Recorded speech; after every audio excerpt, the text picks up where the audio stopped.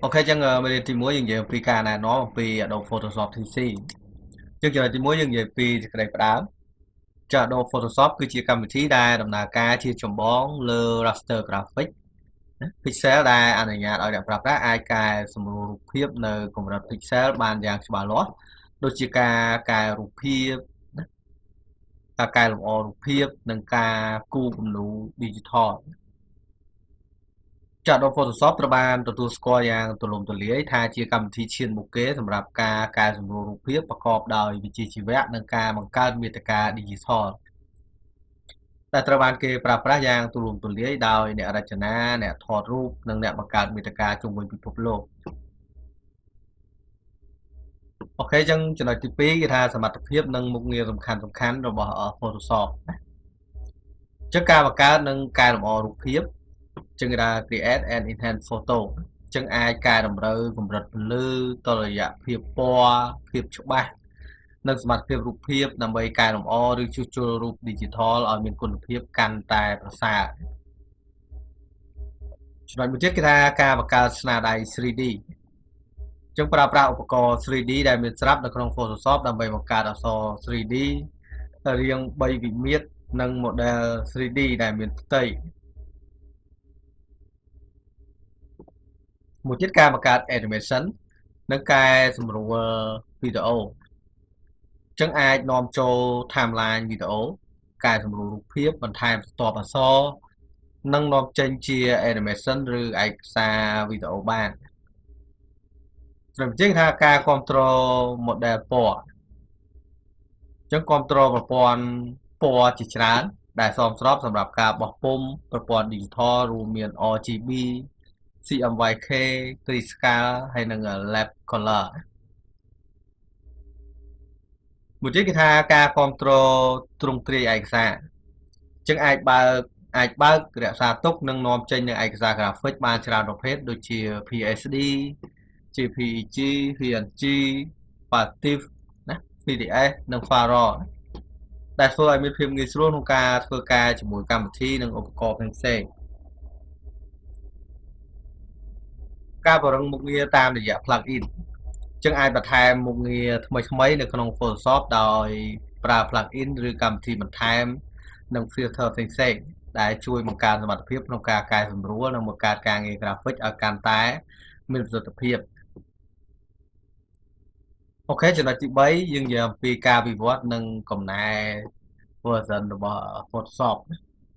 ចាត់ Photoshop បានអភិវឌ្ឍជាបន្តបន្ទាប់តាមរយៈកំណែជាច្រើនចាប់ពីកំណែដំបូងដែលដំណើរការនៅលើ computer desktop version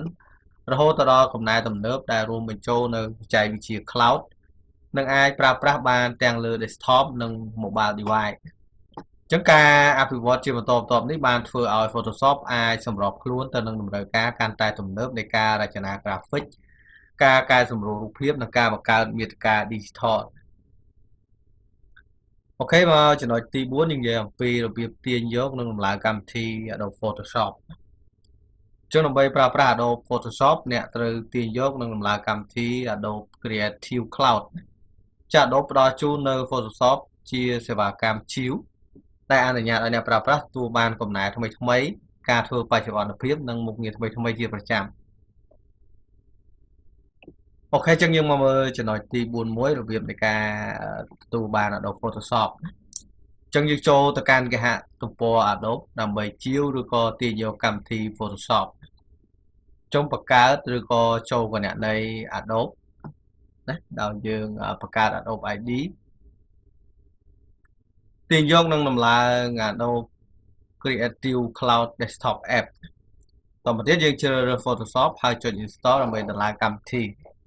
ចឹងបន្ទាប់ពីតម្លើងរួចអ្នកអាចបើកនិងចាប់ផ្ដើមប្រើ Adobe Photoshop បានភ្លាមៗអូខេចឹងចំណុចទី2យើងត្រូវដឹងពីតម្រូវការដែរណាមុននឹងយើងអាចតម្លើងកម្មវិធីនឹងចូល computer របស់យើងបានចឹងយើងត្រូវយល់ពី system requirement របស់វាណាចឹងដើម្បីឲ្យ Adobe Photoshop ដំណើរការបានល្អ computer គួរតែមានប្រព័ន្ធប្រតិបត្តិការជាប្រភេទ Windows ឬក៏ macOS ដែលមាន version ខ្ពស់ណាមួយទៀតគឺ processor គឺនិយាយពី CPU ជាង CPU ជាប្រភេទ Intel ឬក៏ AMD ដែល support ជាមួយនឹង64 bit ណា system ហើយបន្តមកទៀតយើងមាន RAM យ៉ាងតិច 8GB បើបាន16ឬក៏ច្រើនជាងនេះគឺកាន់តែល្អមួយទៀត storage គឺនិយាយអំពីការផ្ទុកយើងមានទំហំទំនេរគ្រប់គ្រាន់សម្រាប់ការដំឡើងនិងរក្សាទុកឯកសារអូខេចិត្តតាក់ទងជាមួយនឹង storage នេះយើងអាចមានទំហំកាន់តែធំគឺកាន់តែល្អអូខេមួយទៀតគឺ graphic card គឺនិយាយអំពី GPU ឬក៏និយាយពីការកម្រិតភាពច្បាស់ណាអញ្ចឹងគឺអាច support រហូតទៅដល់ DirectX ឬក៏ទៅដល់ version 12សម្រាប់ Windows ឬក៏ Metal ណា macOS អូខេអញ្ចឹងយើងមកមើលទៀតគេថាចំណាំចាក់ Adobe Photoshop ត្រូវការអ៊ីនធឺណិតសម្រាប់ការទាញយកដំឡើងចូលគណនីនិងការធ្វើបច្ចុប្បន្នភាពកម្មវិធីអញ្ចឹងបើសិនបើអ្នកនរគ្នាចង់ download កម្មវិធី Photoshop ឬក៏បង្កើតគណនីផ្សេងៗហ្នឹងឬក៏ធ្វើបច្ចុប្បន្នភាពកម្មវិធីគឺយើងត្រូវការអ៊ីនធឺណិតជាចាំបាច់ណាអញ្ចឹងអ្នកនរគ្នាត្រូវការអ៊ីនធឺណិតហើយតើតើមក Adobe នេះដែរគឺវាមានទំហំធំអញ្ចឹងគឺតម្រូវឲ្យអ្នកនរគ្នាមានអ៊ីនធឺណិតដែល stable ណាអាចលឿនហើយចំនួន G ច្រើនជាអ្នកនរគ្នាអាចប្រើទូរស័ព្ទអាចនឹងមានបញ្ហាដោយសារអីវាត្រូវការទំហំធំអូខេអញ្ចឹងខ្ញុំបង្ហាញពីរបៀបនៃការចូលទៅកាន់ website របស់ Adobe អញ្ចឹងអ្នកនរគ្នាបើកកម្មវិធី browser មួយមកអូខេអញ្ចឹងនៅកន្លែងនេះអ្នកនរគ្នាសរសេរពាក្យ Adobe Photoshop អ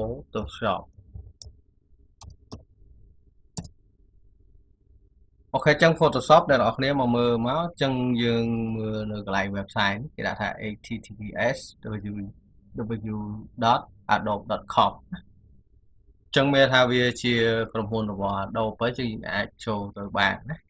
អញ្ចឹងចុចទៅវាមកអូខេអញ្ចឹងនេះគឺជា website អញ្ចឹងយើងចូលទៅឃើញaddress bar នៅខាងលើនេះគេដាក់ថា adobe.com/photoshop.html អូខេនៅកន្លែងនេះគឺយើងអាចចុចបាយក៏បានឬក៏យើងប្រើ free trial សម្រាប់ free trial គឺយើងប្រើបានតែរយៈពេលណាមួយទេណាហើយបើអ្នកនរគ្នាទិញណាគឺស្រេចទៅលើអ្នកនរគ្នាទេណាគិតថាយើងទិញឬក៏យើងទៅ download free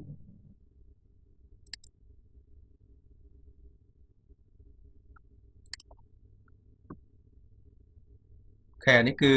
Adobe Creative Cloud ណាអញ្ចឹងអ្នកនរគ្នាអាចមើលទៅចានេះគឺវាមានច្រើននៅក្នុងហ្នឹងណារួមបញ្ចូលគ្នា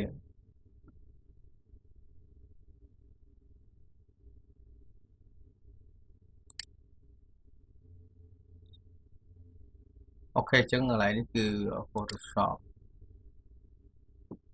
អញ្ចឹងចូលមក page មុខរបស់យើងមិញណាអញ្ចឹងបងប្អូនគ្នាអាចមាន version free ដែរតែយើងអាច down ទៅលើ website ផ្សេងបាន